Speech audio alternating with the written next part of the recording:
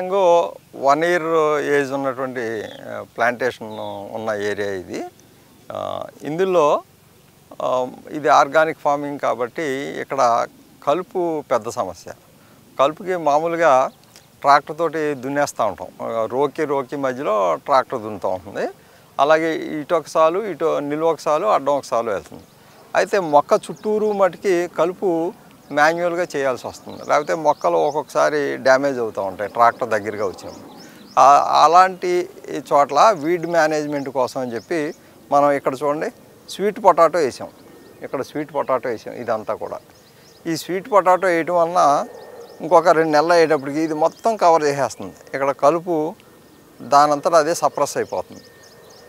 కాబట్టి ఇక్కడ మనకి పంట వస్తుంది, వీడ్ మేనేజ్మెంట్ కూడా ఈజీ అవుతుంది. ఇందులో ఈ పై షూట్స్ని మనం కట్ చేసి పశువులకి మేతగా వాడుకోవచ్చు. ఇందులో దాదాపుగా 20% ప్లస్ ప్రోటీన్ ఉంటుంది, 20% ప్రోటీన్ దాకా ఉంటుంది. కాబట్టి ఇది క్యాటిల్కి కూడా మంచి ఫీడ్. కింద దుంప మనం క్రాప్ తీసుకోవచ్చు, వీడ్ ఖర్చు తగ్గింది. ఇట్లా అనమాట.